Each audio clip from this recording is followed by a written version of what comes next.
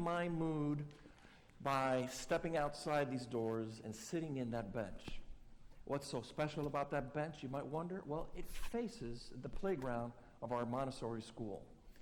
And we have, for those of you who didn't know, we've got a Montessori school, and the little kids, pre-K and so forth, are in that playground and in that bungalow building that's over there, while the older kids are in the education wing. But every once in a while, I'm like tired of adult things. I'm tired of all the adult duties and so forth. I need to be reminded of simpler things in life. So I go and I sit there, and I could hear the kids screaming and laughing and playing together and calling out for things, and the teacher trying to keep a certain amount of order while allowing for another amount of disorder, because that's how kids grow up, right?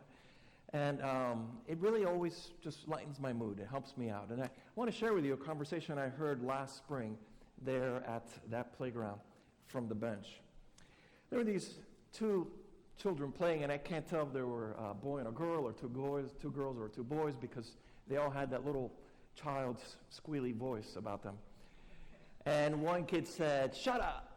And the other kid said, "No, you shut up." And the other one said, "Shut up." And they kept going back and forth with the whole shut up. And all of a sudden, one little child says, "We're not supposed to say shut up. That's rude." And then the other one says, "Silence, you peasant." I got to tell you, I almost ran out to take a look at what are they teaching in that Montessori school. That a 4-year-old should be able to command the English language in that manner. But children have this way of bringing out the best in us. Just think of the many different times that a child sat in your lap, or you had played around with them and heard them laugh, and how it lightened you up and so forth. Today's scripture passage is about the children. It does have this component of the disciples arguing among themselves to see who was the greatest, but then Jesus went ahead and very quickly brought the salvation process to the level of a child. If you read this passage again or take a look at it, you'll see that Jesus traces salvation in a 3-step process. Step 1, welcome the child. If you welcome the child, you welcome Jesus, which is step 2. You welcome Jesus, you welcome the one who sent Jesus. You welcome God. It's very simple. Jesus didn't say, those of you who study a lot and earn great degrees, he didn't talk about great accomplishments or possessions. He spoke about getting in touch with the children. A few verses later, and a passage later on that chapter, Jesus talks and says, "Let the children come unto me, for theirs is the kingdom of heaven." It's really bringing down, democratizing the kingdom of heaven, making it very accessible to everyone. Not just to those who were following the Mosaic law, not just to those who were perfect in the eyes of the temple priest, but everyone. This is something that everyone could do. Just welcome the child. What is it that a child represents? Why is this so universal? Well, because everywhere, throughout the world, throughout time, and every culture, children represent innocence, unblemished love. And in the larger context, they represent the hope for a new world, the hope for a community to have a better life. Whoever welcomes those things welcomes Jesus. This past week, saw on the news all the different mass shootings that were happening throughout the nation, different states and different communities, seemingly not connected one to the other.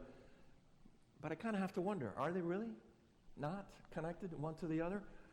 Maybe they're all part of a broader problem. Maybe they're all symptoms of a bigger dysfunction in our society. And although they may seem unrelenting, we take a look at what the motivations behind, and they're all similar. The fear, the nervousness, the resentment, the anger, everything that drives people apart and drives people to violence. It's the same in one community as it is in the other. I know that as the weeks pass, the lives of these shooters will be examined. We'll see a face. We'll take a look at who they were, where they worked. We'll see their neighbors, and one neighbor saying, well, he kept his lawn perfectly clean and manicured, and somebody else saying what a fantastic person he was. And we might even see a family member or a parent saying, oh, but he was such a good child. He was always such a good one. And then it leaves us all to wonder, what went wrong?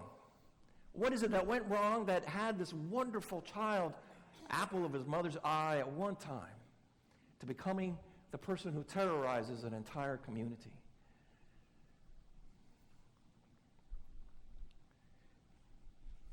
These are the kind of things that make us wonder about the human nature.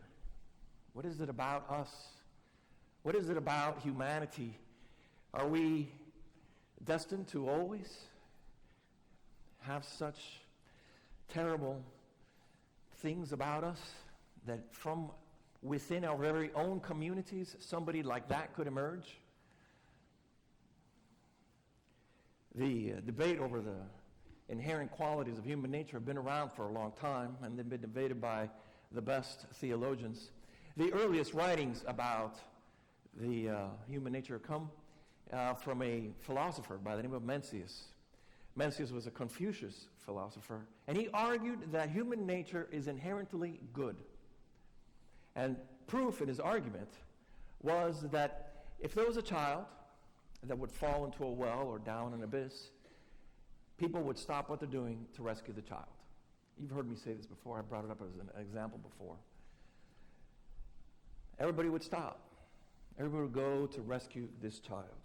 And that is proof of our inherent nature being good.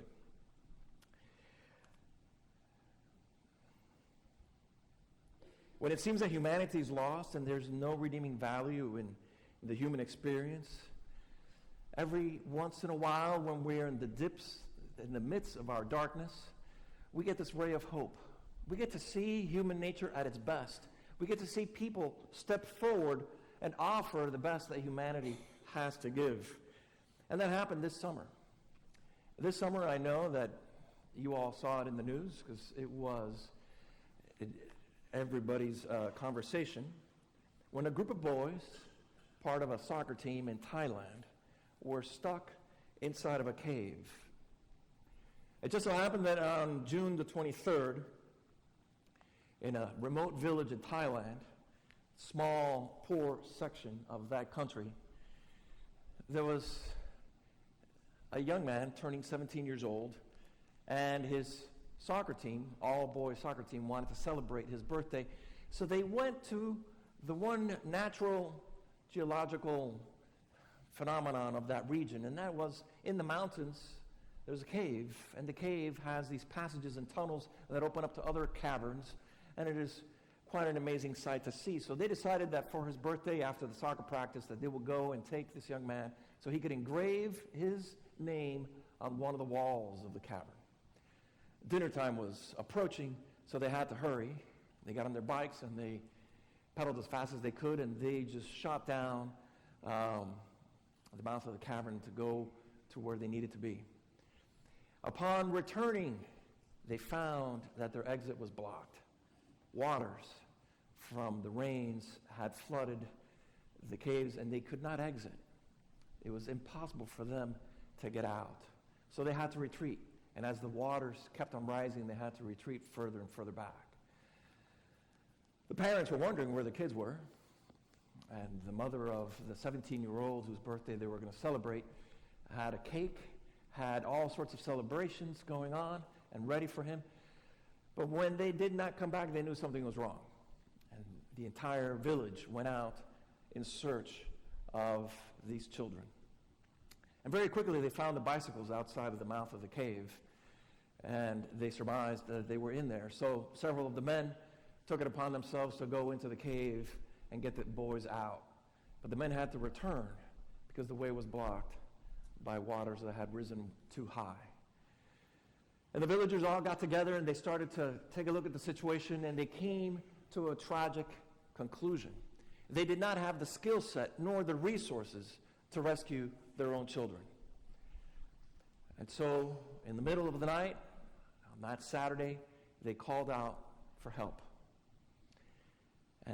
the call was answered by a variety of people, near and far, from the surrounding villages and from all of Thailand. Experts came. Divers that were part of their Thailand SEAL, Navy SEALs, showed up. People from England that were experts in diving and going through caves came. From Australia, from neighboring Southeast Asian countries, and from the United States. We sent our own delegation of rescuers to be a part of this. But that wasn't it alone. All sorts of people came from everywhere. And before you knew it, that little village, a village of just several hundred people, very poor, had no hotel, had no motel, had no restaurant, Walgreens, Publix, or resources to accommodate the number of people that had overrun them. They found that an entire new village had to be set up. And so a new command center and accommodations for all the volunteers was set up. Tents, and kitchen, and dining hall, porta potties, even laundry services, because every time volunteers went into the caves, they emerged covered in mud. All that needed to be cleaned. Electricity had to be run in. All sorts of accommodations needed to be made. And the villagers were all gathering together, making sure that these volunteers who were there to save their children would have what they needed.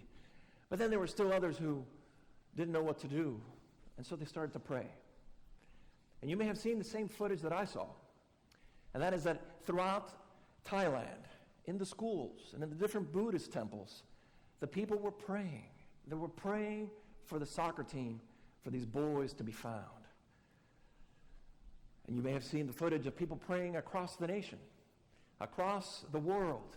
And I will tell you that even here at Pass-A-Grille Beach Community Church, our Tuesday morning men's ministry, we lifted them up in prayer that summer. I remember in that summer us praying for that soccer team. In the meantime, the days are passing, and the boys and their coach, their flashlights ran out of juice, and they were in the darkness. And they had to huddle together because everything was so wet and cold. And it turns out that the coach was a young man, age 25, and he had spent many years in a Buddhist temple with the monks, and he knew how to meditate. And so he led the boys through meditation techniques that would keep them calm, that would keep them cool and collected, keep them hopeful and focused on just what may happen. Now imagine yourself in that complete darkness, days on end, the claustrophobia, and the only thing that you are ingesting is water that you could get from the walls as it drips down. And on the 10th day, there in the complete darkness, from the muddy waters in front of them, emerged a light. A British rescuer had gone the furthest, and he was about to turn around, but he said, well, let me just go just a little bit further. And when he came up, he saw them. All 12 boys were alive, and so was their coach. And the boys were so ecstatic, they started to jump in the water to be with him, and he couldn't communicate with them in their native language, but they all figured it out that they had to stay put. And he told them, help is coming. More people are on the way. More people will come to help you. And people did come. And rescue workers came and all the way to their spot, and not once were those boys ever alone again. They always had a medical professional with them. And they got them all sorts of food and water and provisions so they can get by. And you may have seen the world rejoicing at the news that the team had been found. But now they had another challenge. And for those of us who have done logistics, trying to get people from point A to point B, you know exactly how difficult it is to move just with normal circumstances. When Sprint Airways is late, and you're going to miss your connecting flights, right? So imagine in this kind of situation how difficult it must be. I will tell you that all sorts of leaders stepped forward. These were leaders that had one thing in mind: save the boys. There was no politics. There was no posturing. There was no arguing amongst each other as to who was the greatest. there was this one simple thing, and that is to find those children and bring them home. And the days passed, and eventually the rescue was done. And it was done in such a way that it's just fascinating. 100 people lined through the cave and its tunnels and its passageways from the very mouth of the cave to where the boys were at. And they took them down, and every boy had one rescuer assigned to them. And they were able to take them through, take them out. And then after all the boys were taken out, there were all the adults and all the other rescue people, all the staff that was still inside that they too had to come on out. Throughout all this, it's raining. It is Southeast Asia, and there's a lot of rain in those jungles. And they had 5 pumps pumping water out, and 2 of them broke. And so now the caves are filling up with water, and everybody has to come on out. But it's almost like they knew this gospel lesson, that in order to serve, you must be last. And those who served put themselves last. But they were able to get out safely. Not one person was lost to the rising waters. And the boys came out safe and sound. Now, there are several lessons to be extracted from this beautiful story. I know that here in St. Petersburg, we're never going to get the opportunity to go into a cave and pull people out when we don't even have basements. But nonetheless, there's something to be learned there for us. We don't all have to be Navy SEALs. We don't all have to be people that are trained. There is something in that recent history for us to learn. Lesson number 1, life is good and worth fighting for. Lesson number 2, children all around the world, here at home and abroad, are precious to us. Number 3, humanity has the power to overcome its differences and rally together for a noble cause, like saving the life of a child. Number 4, prayer matters. I'm going to stay a little bit on that one, because this is what we do most often here.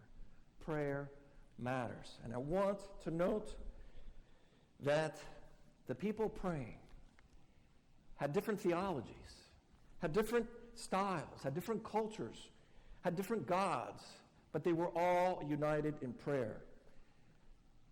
And in my view of God, God doesn't see those differences. God only sees God's children uniting in prayer, reaching out so that children might be saved. Last, and most importantly, we could do this. We could do this.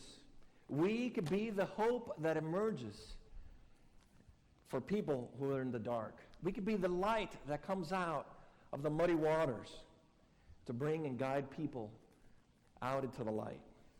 There is no cave deep enough, and there is no mountain high enough that could keep us from saving that which we hold dearest to our hearts.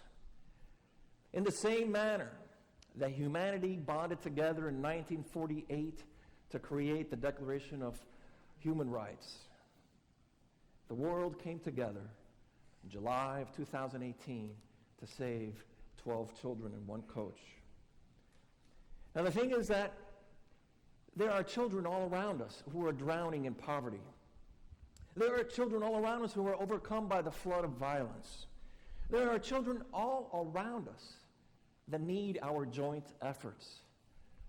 They need us to stop the bickering and unite for a common cause.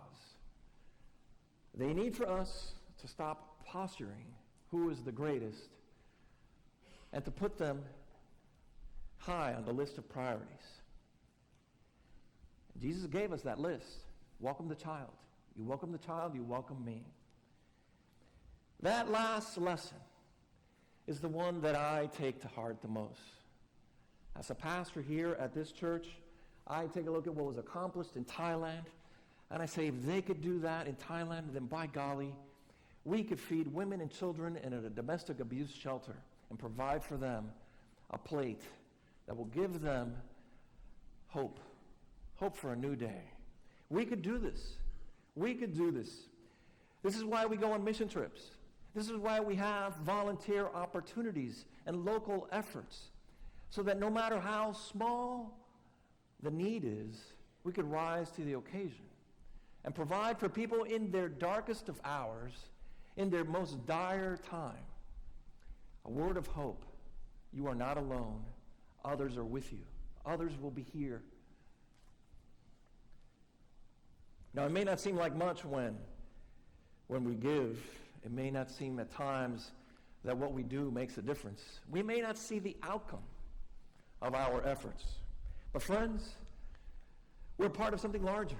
We're part of something that is beyond the walls of this church. We're part of a movement that extends throughout all of Pinellas County, throughout the whole nation and the world. And that is a movement of hope, of love, and peace. One that unites and brings people together, so that at a Unitarian church in downtown, there could be 7 different faiths represented calling for peace. So that as we are here today invoking God in our lives, we know that we can make it real by reaching out to others with our actions. It is the work of the church that is never ending. It is this work that first put the church into action in the first century and has kept it alive all this time. It's work that requires many hands, because we cannot do it alone. When we take a look at how children are falling through the cracks, we realize that as one individual, we may not be able to stop that. We may not be able to make a difference. But if we unite our voices together, if we unite our efforts together, we might be able to make a difference. Make a difference in a system that is broken. Make a difference in a system that has children drowning in rising waters of inequality. Like the villagers who stood at the mouth of the cave, we realize that we need to unite. We need to call out, have a call to all people to be a part of this, to join the movement, to join us in making this world a better place.